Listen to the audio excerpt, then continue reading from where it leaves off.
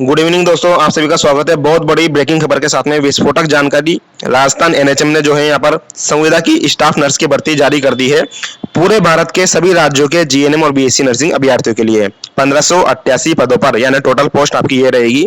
18,900 salary रहने वाली है और काफी लोगों को यहाँ पर खुशी हुई है, तो काफी लोगों को तगड़ा झटका यहाँ पर लगा है। किन लोगों को झटका लगा है और काफी कुछ नई चीजें इसमें आपकी शामिल की गई है, जैसे कि ओटीआर हुआ, ठीक है, वन टाइम रजिस्ट्रेशन हुआ। इसके अलावा आपको जो है बोनस की बात कही थी आपकी पहले कि अब तक जो भर्ती आएगी पिछले वित्तीय वर्ष तक 2024 के अप्रैल तक, उसमें जो है बोनस दिया जाएगा प्रत्येक भर्ती के अंदर नर्सिंग वालों को। तो बोनस भी इसमें नहीं दिया गया और ये जो भर्ती रहेगी आपको बता दूं लिखित परीक्षा से रहने वाली है, यानी एग्जाम आपको देना पड़ेगा, मेरिट नहीं बनेगी इसके अंदर। किसी को कोई बोनस यहाँ पर नहीं दिया गया है।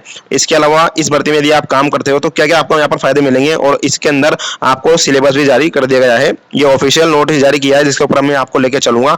आपका ऑफिशियल सिलेबस, आपकी आयु, योग्यता और जो भी अन्य चीजें हैं, डॉक्यूमेंट वेरिफिकेशन और सभी चीजें इसके अंदर बताई गई है। बड़ा पीडीएफ है, 14 पेज का पीडीएफ है। सलिश नर्सिंग एकेडमी के टेलीग्राम ग्रुप पर जो है इस पीडीएफ को हमने सेंड कर दिया है। हालांकि ये लगातार हम पीडीएफ सेंड कर रहे थे, 14-15 दिनों से वीडियो नहीं बना रहे थे, लेकिन अब कंटिन्यू वीडियो बनाएंगे तो आपको जो है वापस जुड़ने की यहाँ पर एक तरह से होना चाहिए। एएनएम की इसके बाद हम वीडियो ले आएंगे कंटिन्यू। जीएनएम का भी ओपन कर लेते हैं। 24 सितंबर को यहाँ पर आपका एग्जाम रहने वाला है, जैसे कि हमने पहले ही बता दिया था।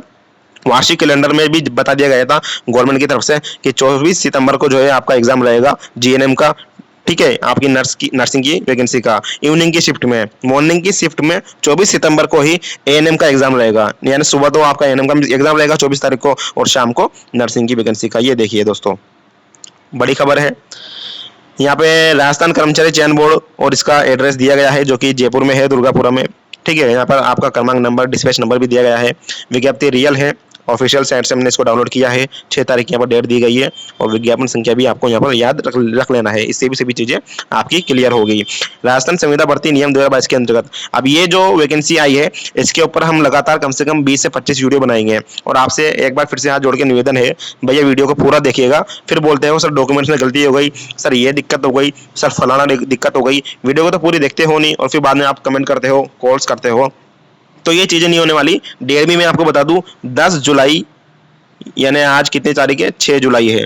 10 जुलाई से आपके फॉर्म यहाँ पर स्टार्ट हो जाएंगे। अभी नहीं होए, एक तो अभी आप जाओ ई मित्र पे भागे भागे वन टाइम रजिस्ट्रेशन करवा लो, 600 रुपये कट जाए फीस में। आप रो, ठीक है, चिल्लाओ और हमें फोन करो, सर ओटीआर करवा लिया है, वैकेंसी नहीं खुल रही है। भैया 10 जुलाई से फॉर्म स्टार्ट होंगे। विज्ञप्ति पढ़िए, वीडियो पूरी देखिए, ठीक है ना। 8 अगस्त तक यानी पूरा 1 महीना दिया गया है आपको। 1 महीने तक जो है आप यहाँ पर फॉर्म भर सकते हो और कंटिन्यू इस वैकेंसी के बारे में हम आपको पूरा निचोड़ आपको समझा देंगे 14-15 दिनों के अंदर, और इतनी वीडियो लाएंगे इसके ऊपर, ठीक है। आगे पूरा मैं डिटेल में इस वीडियो में आपको शॉर्ट में समझा देता हूँ।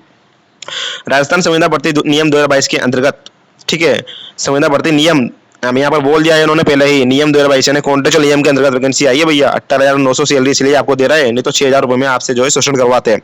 1588 टोटल पोस्ट यहाँ पर दी गई है, जिसमें टीएसपी के आपके 1400 पोस्ट है और नॉन टीएसपी की यहाँ पर 188 पोस्ट आपकी दी गई है। ऑनलाइन एप्लीकेशन फॉर्म आपको यहाँ पर बनना पड़ेगा, ठीक है। और उक्त पद पूर्ण रूप से संविदा आधारित है, यानी संविदा के आधार पर है और 1 वर्ष के लिए या फिर परियोजना रहती है एनएचएम की। ये एनएचएम जो है ये परियोजना के ऊपर आधारित रहता है। 5 साल के लिए इसका परियोजना, 10 साल के लिए इसकी परियोजना रहती है। एक फिक्स रिम्यूनरेशन रहता है गवर्नमेंट की तरफ से। तो जब तक ये परियोजना बढ़ती रहेगी, 1 साल के लिए, 2 साल के लिए, 5 साल के लिए, तब तक आपकी नौकरी यहाँ पर रहने वाली है। ऐसा नहीं है कि आप कोटा देंगे, घबराने की जरूरत नहीं है। फिलहाल फॉर्म भरिए, तैयारी कीजिए और आगे बढ़िए। ऑनलाइन आवेदन में आपको दिक्कत नहीं आएगी। ये जो आपको वेबसाइट दी गई है, इस वेबसाइट पर जाइएगा और इस वेबसाइट पर जाकर जो है आपको ओटीआर करवा लेना है। एसएसओ आईडी की आपकी जरूरत पड़ेगी। आपको अपनी एसएसओ आईडी याद होगी, नहीं होगी तो कोई दिक्कत वाली बात नहीं है भैया। अपने मोबाइल से जो है कुछ रिकॉर्डिंग मत करना, ई मित्र पर जाना, वहां पर आप आराम से ई मित्र वाला जो है आपका फॉर्म भर देगा, ठीक है। ओटीआर करने के बाद में बहुत सिंपल होता है। मैंने अभी इसको ओपन करके देखा था, हमारे ई मित्र है नजदीकी, हमारा दोस्त है उसके पास, और वहां पर जो है अप्लाई नाउ के ऑप्शन पे क्लिक करके जो है आप इजीली जो है ओटीआर कर सकते हो। OTR one time registration, Rajasthan government की तरफ से एक फायदा यह है कि ओटीआर करने के बाद आपकी फीस कटेगी 600-400, जो भी फीस आपकी दी गई है वो मैं अभी आपको वीडियो के नीचे बता दूंगा। तो उसके बाद जो है अन्य जो वैकेंसी रहेगी उसमें आपको पैसा नहीं देना पड़ेगा। ये वन टाइम रजिस्ट्रेशन होता है, यानी सिर्फ एक बार आपको फीस देनी पड़ेगी, उसके बाद जो है आपको यहाँ पर फीस नहीं देनी पड़ेगी। शॉर्टकट में आपको लेकर चल रहा हूँ, ठीक है। आगे नीचे चलिए, इसमें बताया है इन्होंने समस्त जो सूचना है वो आपको ये इस वेबसाइट पर rsmssb.rajasthan.government.in पर जो है दे दी जाएगी। मैं स्लो मोशन में आपको बताऊंगा इस वीडियो के अंदर। अब फीस के बारे में देख लीजिए। आवेदन और परीक्षा शुल्क। कार्मिक विभाग के परिपत्र दिनांक 19/4/2023 के द्वारा अभ्यर्थियों को अपनी एसएसओ आईडी द्वारा लॉगिन करने के बाद में ओटीआर करना पड़ेगा। ओटीआर ऑप्शन पर जाकर निम्न अनुसार निर्धारित पंजीयन शुल्क राज्य के निर्धारित ई मित्र कियोस्क या जन सुविधा केंद्र सीएससी के माध्यम से चयन बोर्ड को ऑनलाइन आवेदन जमा करवाना पड़ेगा आपको। ठीक है, 600 रुपये फीस है भैया। किस किस की फीस रहने वाली है 600 रुपये, इसके बारे में आपको बता दूँ। सामान्य वर्ग यानी जनरल वाले की 600 रुपये फीस है, और क्रीमिलियर श्रेणी के जो ओबीसी एमबीसी वाले आते हैं उनकी 600 रुपये फीस है। बाकी सबकी यहाँ पर 400 रुपये फीस रहने वाली है, चाहे आप एससी के हो, चाहे आप एसटी के हो, चाहे आप नॉन क्रिमिनल ओबीसी के हो, एमबीसी के हो या ईडब्ल्यूएस के हो, 400 रुपये फीस लगेगी। और डिसेबिलिटी पर्सन की भी यहाँ पर जो है 400 रुपये फीस लगने वाली है। आगे चले। अब इन्होंने पदों का वर्गीकरण समझाया है, उसके बारे में देख लीजिएगा। पदों का वर्गीकरण आई थिंक मेरा आपको समझ में इजीली आ जाता है, फिर भी मैं आपको एक बार इसको एक्सप्लेन करके बताऊंगा। थोड़ा अभी तबीयत डाउन थी, इसलिए वीडियो भी नहीं आ रही थी, और आपको शायद आवाज़ में अंतर भी पता चल रहा होगा कि अभी हमारी तबीयत डाउन है। ठीक है, आगे बात करते हैं। 1400 यहाँ पर टोटल पोस्ट दी गई है, जिसमें से जनरल की जो सीट है वो अकॉर्डिंग टू इन्होंने पर्सन कैंडिडेट डिवाइड किया है। जैसे कि जनरल में पुरुषों की जो है वो 254 है, और महिला की 204 है, विधवा की 40 है, और परित्यक्ता की 10 है। इसी प्रकार अनुसूचित जाति और अनुसूचित जनजाति है ना, इनकी क्या है, SC ST वालों की पोस्टें पुरुष की है 111, और महिला की है 90, विधवा की है। इसी तरह अनुसूचित जनजाति में भी सामान्य पुरुष की 83 और सामान्य महिला की 67। अन्य पिछड़ा वर्ग, ओके, अति पिछड़ा वर्ग ओबीसी एमबीसी की यहाँ पर सामान्य 145 है, ओके, पुरुषों की और महिलाओं की 117 है। इसी तरह सामान्य 35 पोस्ट है एमबीसी की, और महिला की यहाँ पर 28 पोस्ट है। ईडब्ल्यूएस की यहाँ पर अच्छी पोस्ट है, 70 पोस्ट पुरुषों की है, और महिलाओं की यहाँ पर 56 पोस्ट है, विधवा की 11 है जो ईडब्ल्यूएस के अंदर आती है। और 12 जिला, राजस्थान के 12 जिला की आदिम जाति, मैं 12 जिले से आता हूँ दोस्तों, आपको बता दूँ जानकारी के लिए। ठीक है, तो 12 जिला में जो पुरुष है उनकी 3 पोस्ट है, महिलाओं की भी 3 पोस्ट है, सिर्फ 6 पोस्ट यहाँ पर 12 जिले से दी गई है आदिम जाति से। यहाँ पे आपका हॉरिजॉन्टल रिजर्वेशन भी दिया गया है। चलिए, इसको मैं बाद में एक्सप्लेन कर दूंगा, पहले आपको मोटा मोटा इस वीडियो में बता देता हूँ, नहीं तो आप बोलोगे सर वीडियो लंबी जा रही है। चलिए आगे चलते हैं। इन्होंने बताया है जो नॉन टीएसपी वाले हैं, उस नॉन टीएसपी के अंदर 1400 पोस्ट है आपकी, उसके अंदर 1400 पोस्टों पर पूरे सभी राज्यों के अभ्यर्थी अप्लाई कर सकते हैं, लेकिन टीएसपी के जो आपके कम पोस्ट है उस पर सिर्फ राजस्थान के टीएसपी वाले ही अप्लाई कर सकते हैं। इसके अलावा टीएसपी वाले नॉन टीएसपी में भी अप्लाई कर सकते हैं। चलिए आगे चलते हैं। अब यहाँ पर कुछ विशेष सूचना दी है दोस्तों, जैसे कि अनुसूचित जाति, अनुसूचित जनजाति, SC ST OBC और MBC और EWS वालों को जो है यहाँ पर आरक्षण मिलेगा, लेकिन राजस्थान वालों को जिनके पास जाति प्रमाण पत्र है उन्हीं को। ठीक है, बाकी दूसरे राज्यों के जो अभ्यर्थी है उनको जनरल में काउंट किया जाएगा। इसके अलावा आगे बता दूं मैं आपको, इन्होंने स्पष्टीकरण कर दिया है किस चीज़ का, कि राजस्थान राज्य से भिन्न राज्यों के SC ST OBC और सभी को जो है यहाँ पर जनरल में काउंट किया जाएगा। अब आगे देखिए, इन्होंने रिजर्वेशन फिक्स किया है, जैसे कि यहाँ पर 2% सीट रिजर्वेशन की है इन्होंने खेल कोटे के लिए, 8% विधवाओं के लिए, और 2% यहाँ पर तलाक जो महिलाएं होती है उनके लिए। अब इसके ऊपर डिटेल वीडियो मुझे बनानी पड़ेगी, क्योंकि एक वीडियो के अंदर ये समझाया नहीं जा सकता। मोटा मोटा मैं आपको समझा रहा हूँ इंपॉर्टेंट चीज़ें। बाकी इन्होंने कैटेगरी दी है डिसेबिलिटी पर्सन के लिए, LV लो विजन, LD, इसके बारे में बता चुका हूँ पहले भर्ती के अंदर। आगे चलिए, आगे से बता देता हूँ मैं आगे जो भी चीज़ें हैं। अब ये इंपॉर्टेंट हो जाता है यहाँ पर क्वालिफिकेशन। वेतन 18,900 आपको सैलरी मिलने वाली है, और पात्रता और शैक्षणिक योग्यता यानी क्वालिफिकेशन आपकी क्या क्या रहेगी। GNM कोर्स जिन लोगों ने कर रखा है भैया वो इस वैकेंसी के अंदर अप्लाई कर सकता है। इसके अलावा इसमें देखिएगा ध्यान से, एक दो यूट्यूब चैनल पे मैंने वीडियो देखी थी, अभी कुछ यूट्यूब चैनल वाले बता रहे थे कि भैया ये वैकेंसी जो आई है सिर्फ और सिर्फ GNM अभ्यर्थियों के लिए आई है। अरे गधो, पहले ध्यान से तो पढ़ा करो। एसेंशियल क्वालिफिकेशन इन्होंने मांगी है। GNM कोर्स जिन लोगों ने GNM डिप्लोमा कर रखा है वो इस वैकेंसी के अंदर अप्लाई कर सकते हैं। और यहाँ पे और भी लिखा गया है, ठीक है, और इट्स इक्विवेलेंट यानी इक्विवेलेंट होता है इससे संबंधित जो भी क्वालिफिकेशन है, इससे संबंधित क्वालिफिकेशन होती है दोस्तों BSc नर्सिंग। ठीक है, 2 ही नर्सिंग का कोर्स होते हैं बड़े बड़े, GNM और BSc नर्सिंग। बाकी तो जो छोटे होते हैं वो डिग्री डिप्लोमा के अलावा किसी और चीज़ में आते हैं स्किल इंडिया के अंदर। तो ये जो 2 कोर्स है यानी GNM अभ्यर्थी और BSc नर्सिंग अभ्यर्थी अप्लाई कर सकते हैं। स्टेट गवर्नमेंट से जो है उनके पास RNC होना चाहिए, राजस्थान नर्सिंग काउंसिल का पंजीकरण। और अन्य राज्यों के वालों को भी मैं बता दूँ दोस्तों, यदि आप दूसरे राज्यों से हो तो जो दूसरे राज्य से वीडियो देख रहे हैं GNM BSc नर्सिंग वाले, उनको राजस्थान के अंदर RNC के अंदर जो है कन्वर्ट करवाना पड़ेगा आपका RNC, तब आप इस वैकेंसी के अंदर अप्लाई कर सकते हो। देखिए यहाँ पर कुछ शर्तें दी है इन्होंने, इसको ध्यान से पढ़ना जरूरी है। सभी संविदा नर्स अभ्यर्थियों को आवेदन के समय राजस्थान नर्सिंग काउंसिलिंग में पंजीकरण होना अनिवार्य है, अथवा आवेदन करते समय यदि आपको लगता है कि आई थिंक 15 दिन लगेंगे, 20 दिन लगेंगे, 25 दिन लगेंगे या फिर 2 महीने लगेंगे, तो इन्होंने क्या बोला है, जो लास्ट डेट है, लास्ट डेट कितनी बताई गई है इसके अंदर, लास्ट डेट आपकी थी अगस्त, एक सेकेंड, 8 अगस्त, यानी 8 अगस्त इसमें लास्ट डेट दी गई है और शुरुआती डेट है 10 जुलाई। तो आप या तो 10 जुलाई से पहले जो है यदि इस वैकेंसी के अंदर अप्लाई करना चाहते हो तो कन्वर्ट करवाने के लिए आरएनसी के अंदर जो है अभी से आवेदन कर दो, तो आप इसमें जो है मान्य रहोगे, इन्होंने बोला है। ये देखिए, अथवा आवेदन करते समय पहले तो यूँ बोला है, संविदा संविदा नर्स अभ्यर्थियों को आवेदन के समय राजस्थान नर्सिंग काउंसिलिंग में पंजीकरण होना अनिवार्य है। दूसरा, अथवा आवेदन करते समय राजस्थान नर्सिंग काउंसिलिंग में पंजीकरण हेतु आवेदन किया हुआ अनिवार्य है, परंतु चयनित अभ्यर्थियों द्वारा, यानी जिनका सिलेक्शन हो जाएगा संविदा स्टाफ नर्स के पद स्थापन से पहले, यानी ज्वाइनिंग से पहले, प्रमाण पत्रों के जब आपका डॉक्यूमेंट वेरिफिकेशन होगा के समय राजस्थान नर्सिंग काउंसिलिंग का आपको पंजीकरण प्रमाण पत्र प्रस्तुत करना जरूरी होगा, अन्यथा अभ्यर्थियों का चयन निरस्त कर दिया। इस वैकेंसी के अंदर आप पेपर दोगे, सिलेक्शन हो जाता है, डॉक्यूमेंट वेरिफिकेशन के लिए आपको बुलाएंगे, तब आपको यहाँ पर जो है आरएनसी का पंजीकरण इनको बताना पड़ेगा। दूसरा पॉइंट यहाँ पर देखिए, दूसरे पॉइंट में इन्होंने बताया है, संविदा नर्स का पद पूर्ण रूप से संविदा आधारित पद है दोस्तों, और राज्य सरकार के निर्देशों के अनुसार यह पद केवल 1 वर्ष या फिर बढ़ी हुई अवधि या परियोजना तक ही रहेगा। संविदा के आधार पर नियुक्ति संविदा अवधि समाप्त होते ही स्वतः समाप्त हो जाएगी, इसके लिए कोई आदेश जारी करने की आवश्यकता नहीं होगी। और सक्षम पदाधिकारी के पास संविदा नर्स के पदों को बढ़ाना घटाना या भी जो भी चीज़ें होगी वो रहने वाली है। ये नॉर्मल सी चीज़ है जिसके बारे में आपको पता होगा, ठीक है, सभी वैकेंसी पीडीएफ के अंदर ये चीज़ें आती है।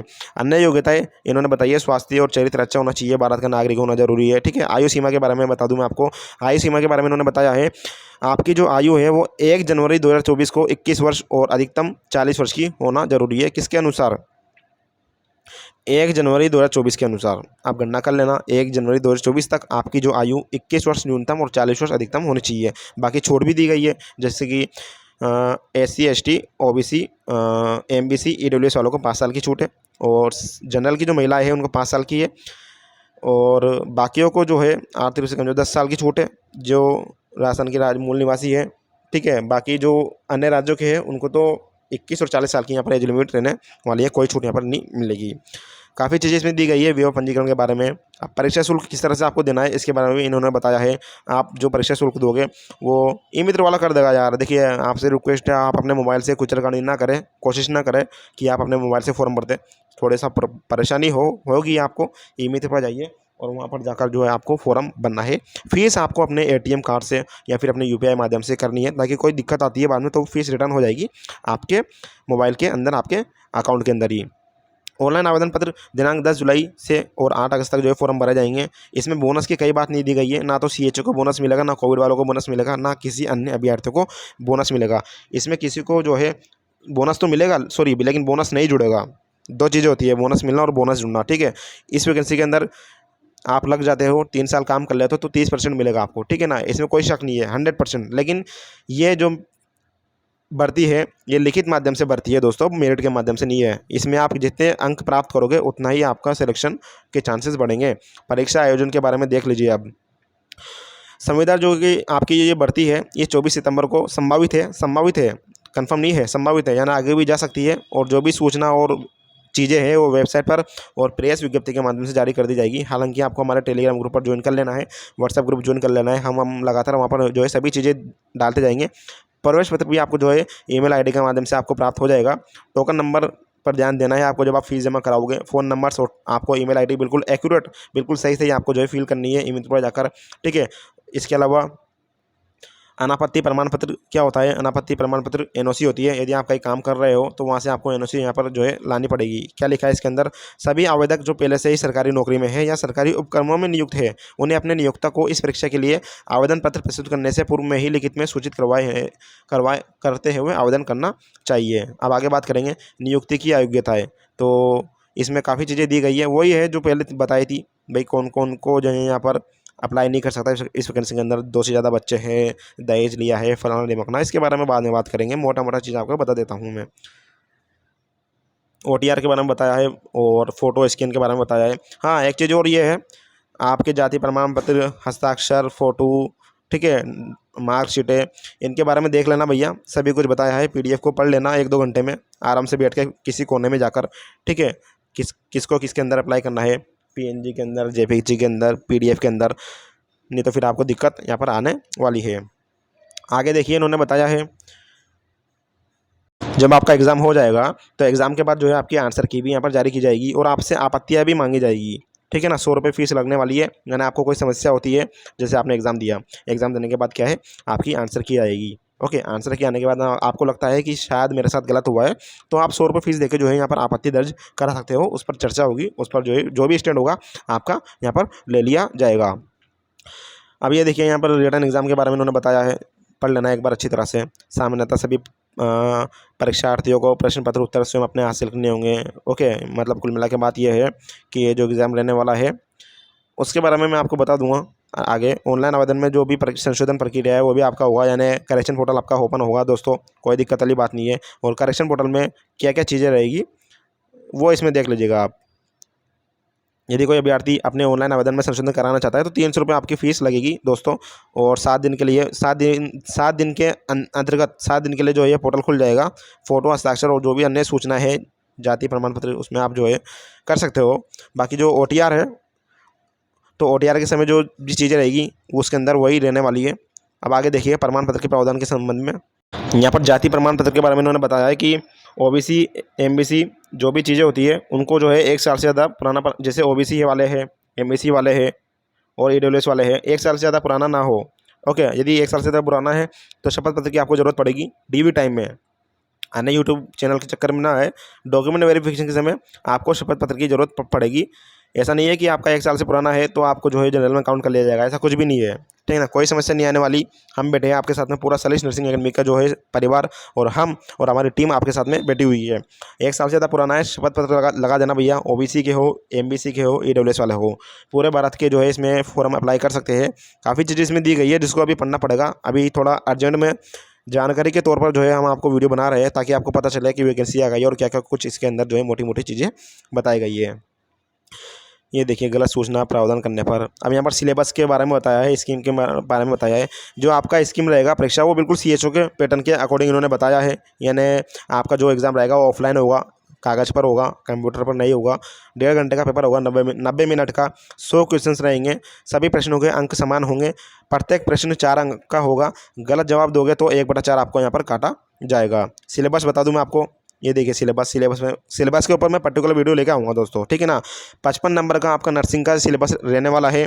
इंट्रोडक्शन में बता दूँ आपको, इसमें introduction to structure of body, cell, tissue, body cavity, composition of blood, formation of blood, blood clotting factor, blood products, their use, anatomy, physiology, circulatory, lymphatic, respiratory, digestive, excretory. अब इसको क्या बताना यार, GNM और BSc नर्सिंग वाले तो अच्छी तरह से इसको जानते होंगे। ठीक है ना, तो 55 नंबर के ये क्वेश्चन रहने वाले आपके, ध्यान से देख लेना भैया।